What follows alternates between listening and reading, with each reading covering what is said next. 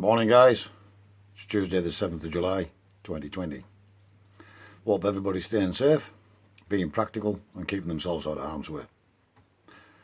Right, in the shed as always, start the day on a high with a cup of coffee and then we'll get some work done. So this morning on my way up here to the allotment, I called into the local builders merchants. They couldn't do deliveries on the breeze blocks again, so I decided I'd kill the car. So what I've done is I got 12 breeze blocks, which should be sufficient, and I have another pallet there that I can utilise to give a bit of extra height if I need it. So what I'm hoping to do, if the rain stays off today, is to drag that IBC down near the old water barrels, rig up the pressure washer, get the IBC rinsed out, and then start setting the breeze blocks and get the IBC up on top of there somehow on my own. So that's what my intentions. If the rain holds out, I'm also going to try and get the guttering on the back side of that shed and tap into that other downspout so we can get the extra water off the roof into the other IBC and try and keep up these rain barrels topped up as much as we can.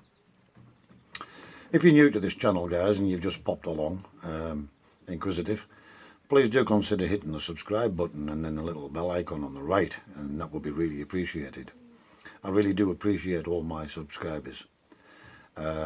We try to cater for everybody on here in all sorts of different forms. We do lots of different projects. I keep rare coloured racing pigeons and fantails. We have a bit of a growing area and a polytunnel, and you'll see the trials and tribulations that we go through in the year. There's many a time I've felt like giving up, but it's because of you guys that keeps me going. Right guys, enough babbling on.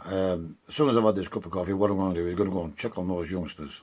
For those who have been following me along, you'll know that I've actually taken some young birds, young pigeons off the nests. We've put them into their own quarters now.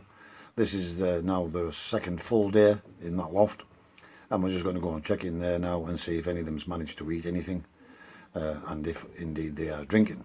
If not, we'll pick each one up again and we'll dip their head in the water, and we'll keep doing this for 4 to 5 days.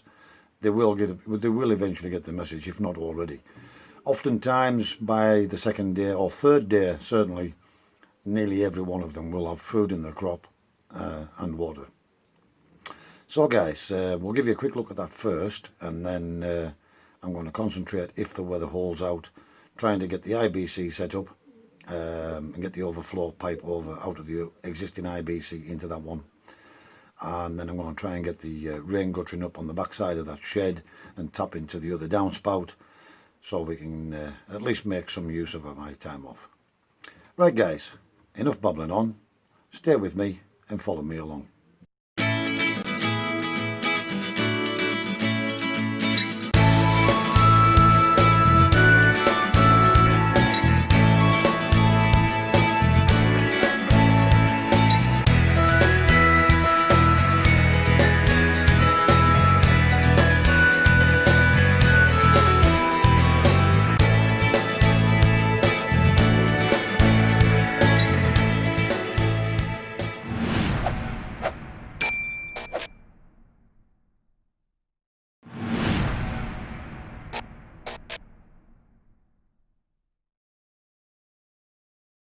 Right guys, I'm here in the young bird loft where we've put these youngsters at. They're certainly looking a lot livelier this morning. They're perked up and they're running about. But one of the main things that I noticed the minute I walked through the door is, I don't know if you can see in the feeder here, but you'll see there's quite a lot of the feed has been eaten. Now, the amount of food that was in there, I don't think has been consumed by the four older pigeons. So what we're going to do now, guys, is we're going to catch the youngsters up, and we're going to check them, and we're going to feel the crop to see if they have food in there, and we're going to see if they've had water as well. By just very gently squeezing the crop, I can tell whether there's food in there, and I can also tell whether they've had a drink or not. Now, if they have, then those birds won't get dipped in the water pot. if they haven't, any that hasn't will get the head put in the water pot again. So we'll settle you down here somewhere, and then you can watch me go through the checking of the checking process of the young birds. Okay guys, I'm just going to settle you down. Sorry about the camera being all over the place at the moment, but we'll see what we can do. Try and get you a good position on here so we can you can see what's going on.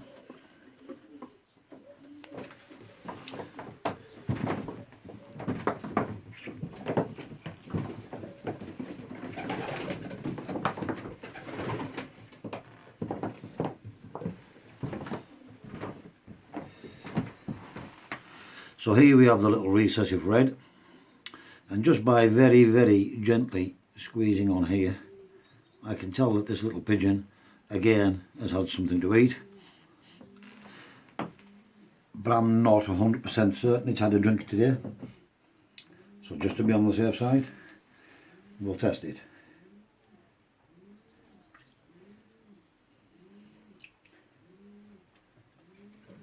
Right, so it's shaking its head and it's having none of it, which means it has had a drink.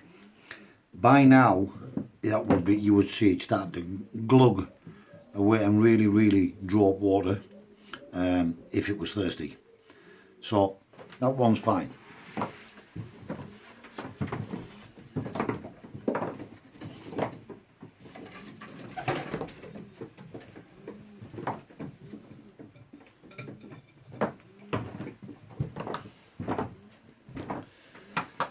Now here we have the biggest and oldest of the birds. This is the Allotment, and feeling its crop does feel like, it's a bit nervous this one, it does feel like it's got something in there, not a lot but a little bit.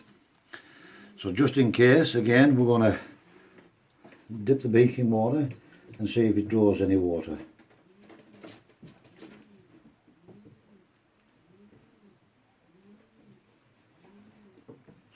And it's not, so it must have got some.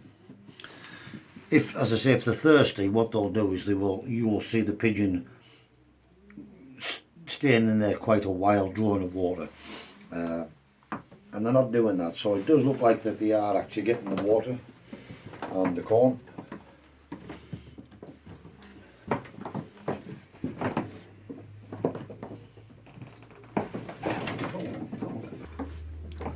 This is the other little almond.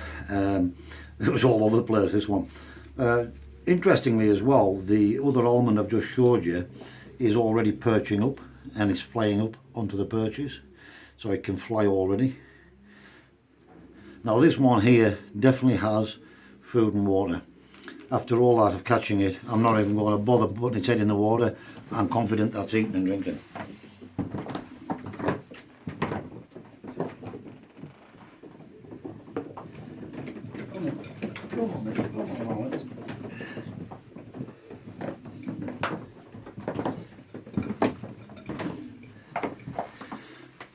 This is the opal stroke Qualmond pied.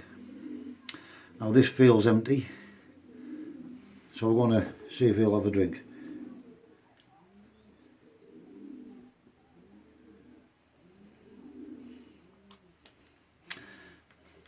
Still not drinking, but they will, and they aren't sitting hunched up in a corner with their eyes closed, which is usually a good indication they aren't getting any liquid.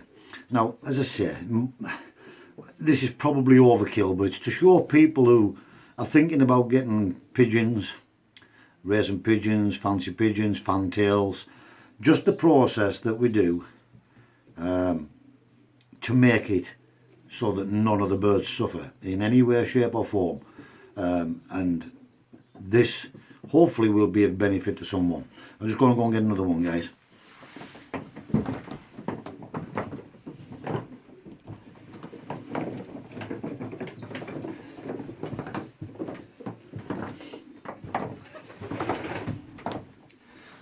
So this is the nest mate, this is the little Qualmond. That's the nestmate to that one I just had, and it's actually getting some more black dots on the head as well now, as well around the face. This one does feel like it's got a little drop of water in, but we'll just check it anyways. Yeah, she's not drinking, but repetition for 2 or 3 days of bringing them to the bowl and putting the head in there, they will get the message and they will all drink eventually. Another couple of days and every one of these birds won't need checking. I'll be able to see visually they'll have big bulging crops.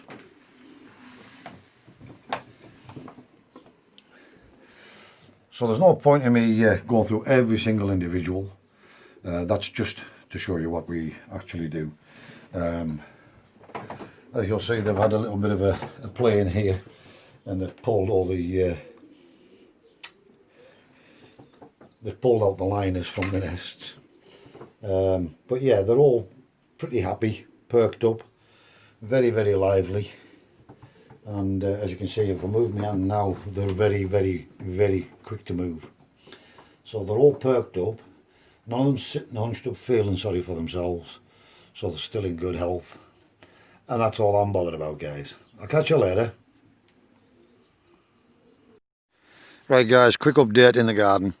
As you can see, the potatoes are absolutely humongous now. So, growing well. Really hoping for a good crop out of these Sapo Amiras. These are the main crop, and they've still got some time to go yet, about another 8 weeks or something. But they're actually protruding now over onto the path, and it's getting a bit difficult to get down that side of the bed, so I'm having to come through the middle here. So, you remember in an earlier video I'd said I'm starting to get something attacking the plants now, and I did get some slug pellets and one thing and another, but I never got round to getting them down. And as you can see, some of these are getting absolutely decimated now. Completely decimated. And these are some of the better ones. Thankfully they haven't touched these 3 cabbages yet. And we've got lots of little holes in the turnip leaves, but that's not a problem because we don't eat the leaves. You can probably see these little snow globe turnips. I'm trying to get capture one on here now, but they are starting to fill out now, guys. Little snow globe turnips are starting to come through. And then we've got the beetroot all well perked up now, guys, and starting to get established. Moving on to the cauliflowers that I got off my father-in-law in here, the 9 of them. Again, that one is still struggling. This one here is getting attacked right, left and centre, but you can just start now see the cauliflower starting to form on there. And the other ones are not too bad. That's a cabbage I planted I don't know how long ago, but it's never ever grew any bigger. Pointless. And then the radish all coming along in leaps and bounds. This is the second cropping of radish. Starting to reach maturity, some of them now. Then we do have 1 or 2 little onions that we planted. As you remember, the birds pulled most of these out. About half a dozen have survived. And then the carrots are all coming along in leaps and bounds now in here. And there's 3 rows of those. Again, the runner beans are just looking anemic. They haven't done anything. Pretty much pointless and a wasted effort with those this year. Again, I think I put them out too soon, the frost got them. And then we've got these turnips here, some doing better than others, some not hardly growing at all, and then other ones actually, as you can see, we've got small turnip. Courgette having a go now. It's took a long time again, put that out too soon. We learn by our mistakes. The peas are really getting started now and going. Even the new ones that I planted in alongside of the patch where we had some bulb patches, but it's obvious which ones are which. Now in this bed here where we took out our early potatoes, this is looking really, really good, guys. So these are the 3 little cauliflowers that I said had a hard start in life. And as you can see, 2 of them are really going. These are the normal cauliflowers, not like the ones over there which they grow in a spiral. the other type. These are the normal cauliflower. Even the little one that was on death's door has recovered, and there is one down here as well, that got pulled out by the birds and left for dead. Put that in and it's starting to get established again, guys. Then in here we have some more cauliflowers. These are the ones I got from Morrison's. I think it was Morrison's or Aldi. There was 5 cauliflowers, and then there was 5 purple broccoli, 5 down each side of the tray. We've got those in. They're all looking very well. And you get some slug pellets in here, just to make sure these don't get attacked. And these here are the kale. It's a Chinese kale that I got off my father-in-law. They were put in about a fortnight before these, and as you can see, these are absolutely really going for it now, guys. Right, so that's just a quick update over here, guys. The other 3 Sarpo mirrors that was surplus we just threw in there, also going for guns, going great guns. And then I have pulled quite a number of onions out of here now, and as you can see, they're starting to fall over, so I'm just going to leave them to bulb up, and in the next week or so we'll be pulling most of those up, if not them all. We'll probably eat them as fast, we won't get a chance to store them, we'll eat them as fast as they come up. We eat a lot of onions. And yeah, as I say, look at the height of these potatoes now, guys. They're huge, absolutely huge. But I really am hoping to get a good crop out of this bed. If it's half as good as the early potatoes that come out of there, wow, we're in for a bumper crop. Oh, I just wanted to show you this one that I haven't showed you yet. So the red lettuce still going strong, plenty of those still. What were these? Little gem lettuces, all ready for picking now. But look at these here, guys. These are 2 Brussels sprouts. Look at the state of these. There's nothing left of them.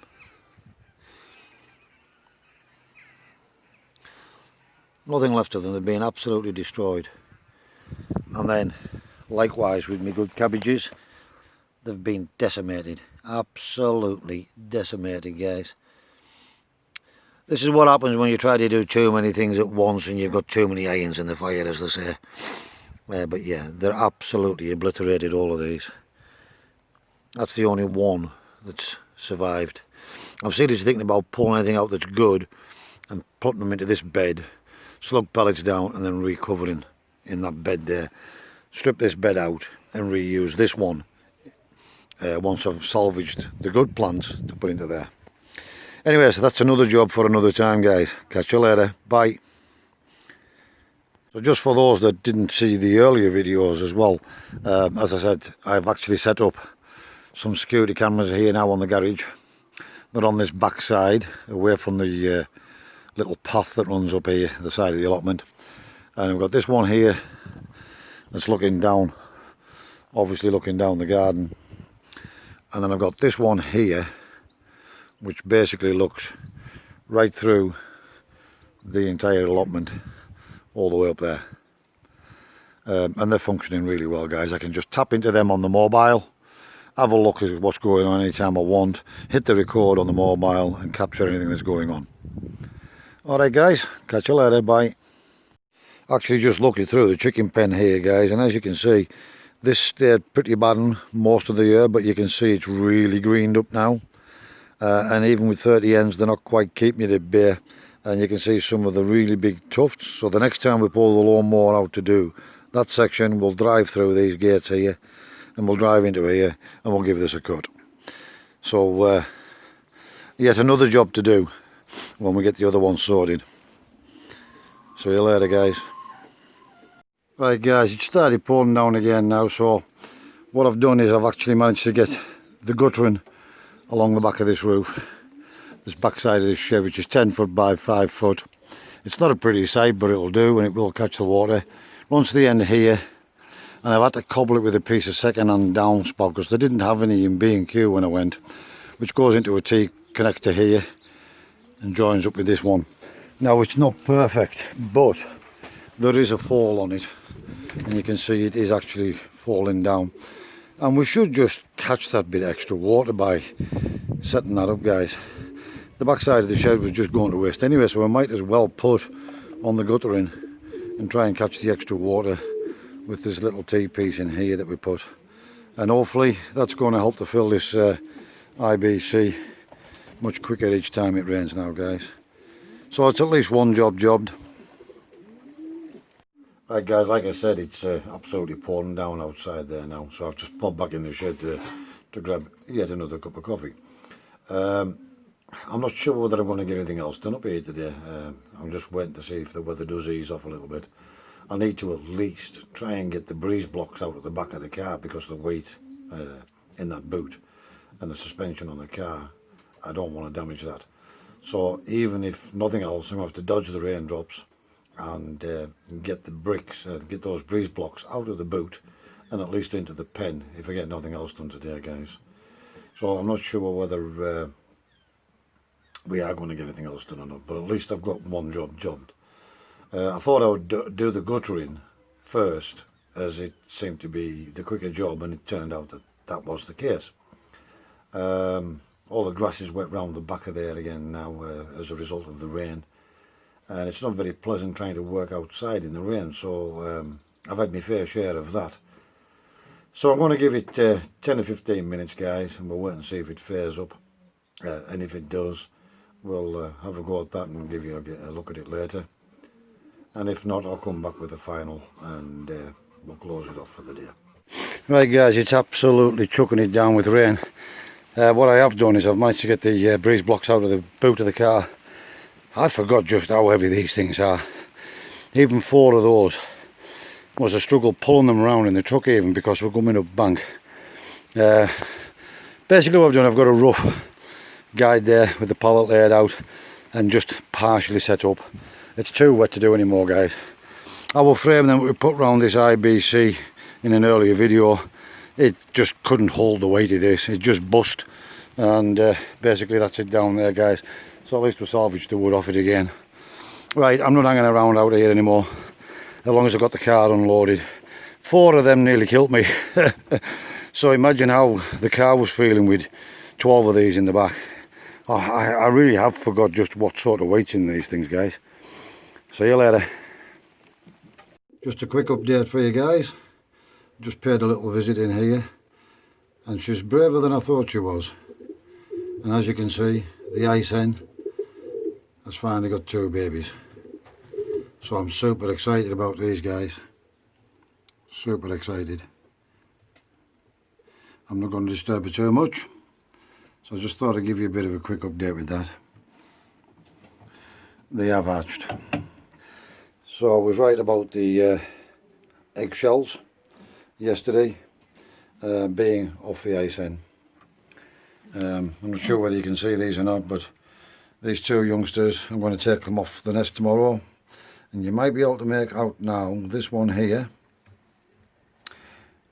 has got pinky black bars, as opposed to the other one which has got black bars. You can possibly just see the pink in these bars, and that's an opal bar pied, guys, and that's a blue pied. They are ready for coming off tomorrow, definitely. And I'm pretty sure these 2 can come off tomorrow as well, guys.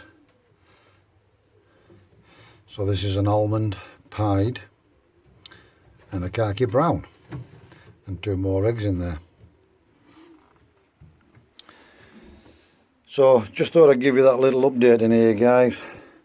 At long last, we finally have the two young ones off the ice hen. Now she's the only bird I have in this colour, and they're really difficult to get hold of as good a colour as this. And I used to have a cock exactly the same as this one. Unfortunately, the cock died before I got any chance to get anything out of them. I purchased them, and I only had them about a fortnight, and the cock died on me. Thankfully the hen survived. And then when she struggled earlier in the season to lay eggs, I was beginning to think I'd been sold some more duffers. However, I'm super excited. Now the youngsters won't come out that colour but they won't come out as dark as the male either, so they'll be somewhere mid-range, but they will have the black bars, but they'll be fainter as well because the birds will be split for barless, and I'm going to try and produce this colour in the barless gene.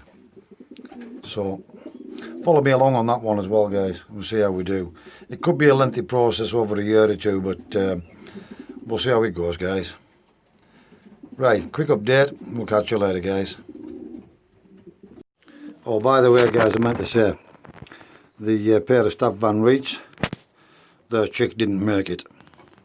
2 days it had been trying to chip out the shell, and unfortunately it didn't make it, guys. So we'll leave it and see if we get anything on the third round. They've never let me down, this pair. Normally they just lay and everything's fine. This year is the first time I've had any problem with this pair. As I said, they are getting on a little bit now. They're 2012 birds, so they're about 8 to 9 years old now. 8 years old I think they are. So the first eggs were completely clear, which means the male hadn't made it correctly. The second nest were full, so the male's still fertile, but for whatever reason, guys, one egg got broke and the other one didn't make chipping out. Right, guys, as always, we're on the final roundup. Just having another cup of coffee. I'm absolutely soaked through now. Right, so I just thought I'd give you a bit of an update for those that are interested in the pigeon videos, especially the ice hen. Super excited. She's now finally got 2 youngsters. I can't wait to see what they turn out like, guys. The red-pied Staff Van Reed hen and the blue-pied cock. The blue-pied cock's won races in the past, and the hen is the half-sister to a second combine winner last year. And they have bred some good pigeons, and I do have plenty of sons and daughters off that pair, which I've retained for stock. And normally they are one of the better pairs of breeders. There isn't a year yet that I've paired them up and had a problem with them. This is the first year ever, and I'm wondering if that's something to do with the age of them now, being 8 years old. Perhaps not. Hopefully not. Anyways, guys, I was just a quick update. I wanted to, for those that were interested, just let you see that we finally at least got a pair of youngsters out of the ice, and that was one of the main pairs that I really wanted youngsters out of. And the frill stencil was the secondary pair, and the reduced birds. Now we've got youngsters out of both the reduced cock and the reduced hen, and we've got now youngsters out of the ice bar. But we, as yet, unless something turns up in the mystery eggs, don't have anything out of the frill stencils. After they've reared that one chick, I may just try putting the daughter from last year, which is an Andalusian, back to the frill stencil cock, just to see if I can get a pair of late breds out of them, and by some miracle maybe even get some white bar blacks or Andalusians out of them. Now it's a very long process and a lengthy project. It's the frill stencil project, guys, but I'm going to enjoy myself along the way. Right, guys, yeah, a bit of a variety today. Quick look in the grown area, a look in the polytunnel, a look at the pigeons. I made a start on the IBC. I got the guttering on the back of the shed, and tapped into that downspout, and it's still pouring down now. Got the bricks unloaded out of the car, so that'll save my car from breaking the suspension. Right, that really is it for today, guys. I hope you're enjoying the videos. Please do leave me some comments in the sections if you are. Give me a thumbs up at the very least, if you don't mind. If you are new to this channel and you've just came along and visit and you're inquisitive, please do hit the subscribe button, then the little bell icon, and that will alert you every time I put up a new video. And hopefully you can follow me along, guys. And hopefully someone somewhere will learn something from my successes and failures. As always, guys, stay safe, be practical, and keep yourself out of harm's way. And we're going to see you in the next video. See you later, guys.